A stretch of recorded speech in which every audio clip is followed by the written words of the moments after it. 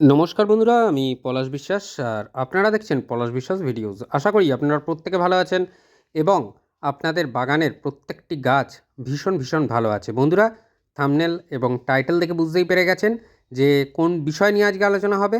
হ্যাঁ বন্ধুরা, এই একটা মাত্র তরল আপনারা দিয়ে দিন এই ভিনকা বা নয়নতারা গাছে। 15 দিন অন্তর দিতে হবে। আগেই বলে দিলাম 15 দিন অন্তর দিতে হবে, কিন্তু কতটা পরিমাণে দেবেন এবং কি কি উপাদান মিশিয়ে দেবেন সেটা কিন্তু দেখাচ্ছি। তার কারণটা ডিটেলসে জেনে বুঝে গাছের পরিচর্যা করলে গাছ কিন্তু সঠিক রেজাল্ট আপনাকে উপহার দেবে। এই গাছগুলো যখন ছোট ছিল, একদম কতটা ছোট, যারা পুরনো ভিউয়ার্স তারা দেখেছেন প্রতিস্থাপন থেকে শুরু করে, আমি কিন্তু একদম যখন ফার্স্ট টাইম খাবার দিয়েছিলাম টবের মিডিয়াতে, 8 ইঞ্চি টবে আছে, প্লাস্টিক টবে সব গাছগুলো।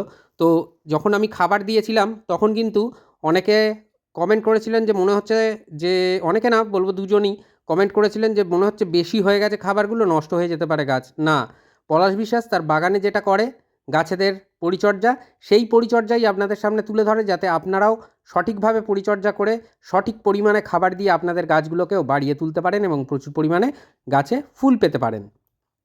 তো দেখছেন যে গাছগুলো কিন্তু মরেনি, সবকটা আরও ডেভেলপ করেছে, যথেষ্ট বড় হয়েছে এবং ঝোপালো হয়েছে।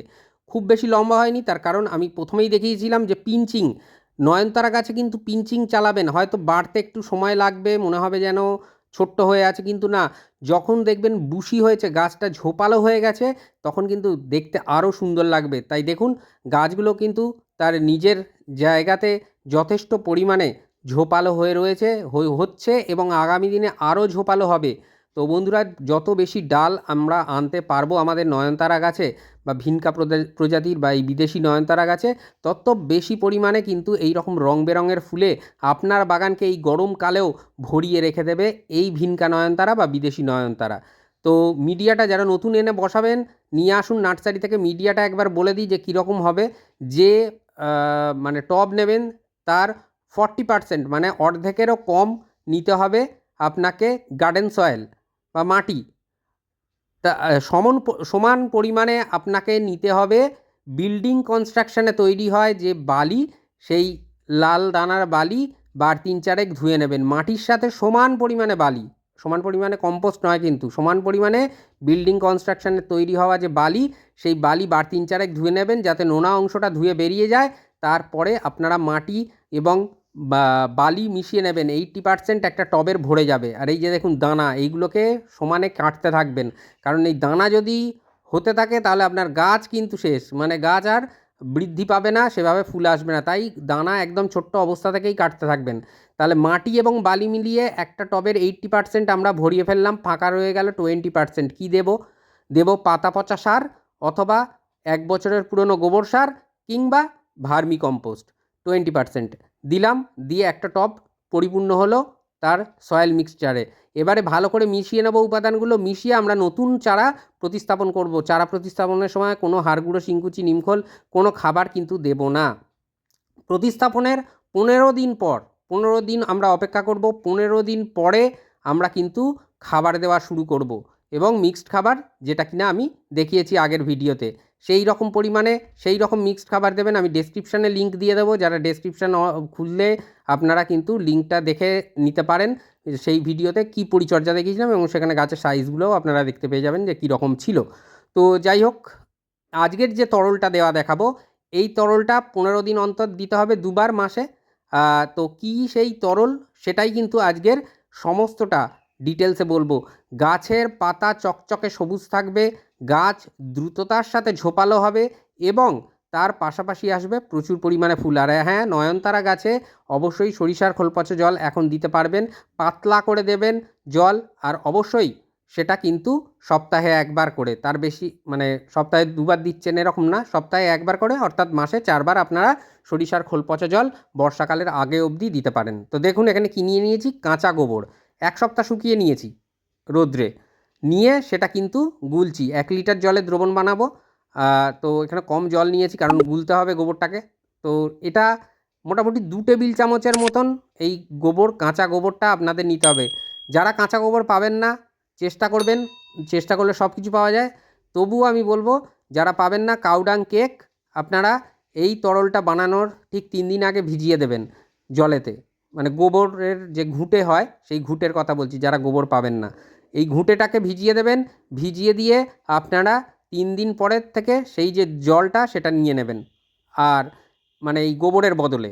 তো যারা গোবর পেয়ে যাবেন তাদের জন্য এইভাবে দেখালাম। আমাদের এখানেও পাওয়া যায় না, আমার শাশুড়ি মা এনে দিয়েছেন, এটা মানে দুর্দান্ত ব্যাপার। তো এছাড়াও কিন্তু আমি যেটা বলবো যে যারা গ্রামেতে থাকেন এমন কোনো লোককে বলবেন, নিশ্চয়ই তারা এনে দিতে পারবেন। তো আমি বলবো যে এই গোবরটাকে ভালো করে গুলিয়ে নিচ্ছি। এর মধ্যে প্রচুর পরিমাণে নাইট্রোজেন এবং মাইক্রোনিউট্রিয়েন্ট কিন্তু প্রাকৃতিক যে মাইক্রোনিউট্রিয়েন্ট সেটা কিন্তু এর মধ্যে রয়েছে।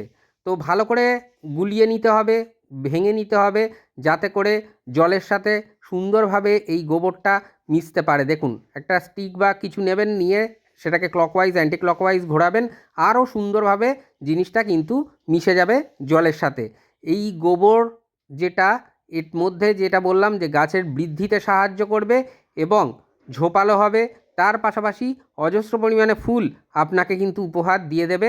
আপনার নয়নতারা এই তরলটার সাথে আর কয়েকটা জিনিস মেশাবো। তো গোবরের সাথে আর যে কটা জিনিস মেশাবো জাস্ট দেখে নিন। এগুলো আমাদের সবার বাড়িতে বাগান করি যারা, তাদের প্রত্যেকেরই আছে, আমিও জানি। তো সেই জিনিসগুলোকে আপনাদের এর সাথে অ্যাড করে দিতে হবে।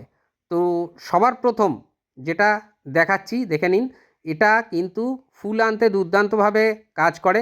এটা হচ্ছে সালফেট অফ পটাশ বা সাদা পটাশ যেটাকে বলা যায়, সেই জিনিসটা। তো এটা কতটা নেব, 2 গ্রামের মতন আমরা কিন্তু নিয়ে নেব। যাদের কাছে নেই তারা লাল পটাশ নেব এবং হাফ টেবিল চামচ লাল পটাশ নেব, যাদের কাছে এই সালফেট অফ পটাশ বা সাদা পটাশ নেই। তবে সালফেট অফ পটাশটা ইউজ করার চেষ্টা করবেন।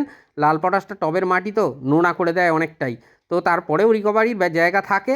এই সমস্ত জৈব সার যেগুলো দেখাই সেগুলো যদি তরলগুলো দেন, তারপরেও মাটি রিকভারি হয়ে যায়। তো যাই হোক, এরপরে যেটা দিতে হবে এপসাম সল্ট। এটা সল্ট নয়, নিশ্চয়ই আপনারা জানেন। অনেকে রঙের নিয়ে বলছেন, না, রং কোম্পানি অনুযায়ী হয়।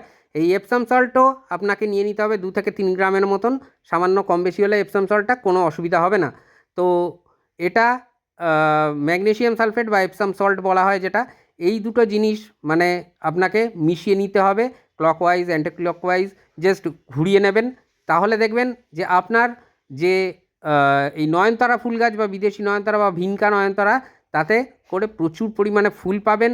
গাছের পাতা হলুদ হবে না, চকচকে সবুজ হয়ে থাকবে। আর তার পাশাপাশি অজস্র পরিমাণে ফুলের ফোটানোর পাশাপাশি কিন্তু আপনাকে দেবে গাছের দারুণ দ্রুত বৃদ্ধি। তো দেখুন, সাধারণ জল মিশিয়ে 1 লিটার করে নিলাম এই দ্রবণটাকে। এইবারে কতটা পরিমাণে আমাদের এই টবেতে দিতে হবে, 8 ইঞ্চি টব। 8 ইঞ্চি টবের ক্ষেত্রে আমি বলছি, এটা যদি 10 ইঞ্চি হয়, যাদের 10 ইঞ্চি টবে আছে গাছ, তারা কিন্তু একটু বাড়িয়ে দেবেন। আর এই ভিনকা নয়নতারা 8 ইঞ্চি বা 10 ইঞ্চিতেই প্রতিস্থাপন করবেন। খুব খুব ভালো রেজাল্ট আপনারা কিন্তু এই ভিনকা থেকে পাবেন। তো মানে দারুণ, মানে গাছগুলো কিন্তু দুর্দান্ত হবে। তো সেই জন্য বলছি বন্ধুরা, খুব ভালো করে এই তরলটাকে মিশিয়ে নেবেন, যাতে করে সুন্দরভাবে প্রত্যেকটা উপাদানের সাথে মিশে যায় এবং গাছের যে ফিডার রুট, তারা যেন সঠিকভাবে এই খাবারটাকে গ্রহণ করতে পারে। অনুষ্ঠান বাড়িতে জল খাওয়ার জন্য যে গ্লাস দেওয়া হয়, সেই গ্লাসটাকে আমি এর মাপ হিসাবে ধরেছি। তো এটাকে 200 ml মতন এতে তরল ধরে। তো আমরা কিন্তু এই একটা গ্লাস আমরা একটা 8 ইঞ্চির টবে দেব। আর যদি 10 ইঞ্চি টবে থাকে তাহলে 1.5 গ্লাস, এই গ্লাসের 1.5 গ্লাস করে দেব। অর্থাৎ 300 ml করে সেই 10 ইঞ্চি টবেতে দেবো এবং 8 ইঞ্চি টবেতে জাস্ট এই 200 ml এর মতন আমরা কিন্তু এই তরল দিয়ে দেব। তাহলেই দেখবেন যে আপনার ভিনকা বা আপনার বিদেশি নয়নতারা নিয়ে কোনো সমস্যা থাকছে না। ফুল সানলাইটে গাছ থাকুক, কোনো চাপ নেই।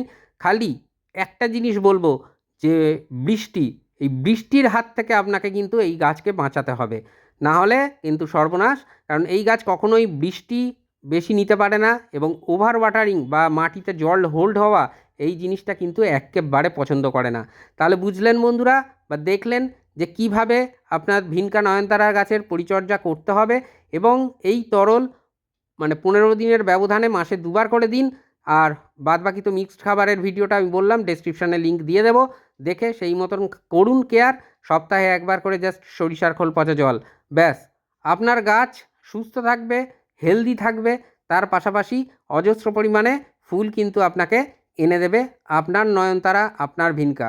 তো আশা করি ভিডিওটা ভালো লাগলো, যদি ভালো লাগে সবার মাঝে শেয়ার করে দেওয়ার অনুরোধ রইল। খুব ভালো থাকুন সকলে, এভাবেই বাগান করুন। হ্যাপি গার্ডেনিং বন্ধুরা, নমস্কার। আবার আসছি আগামীকাল ঠিক সন্ধ্যে 6টায়। খুব ভালো থাকবেন সকলে।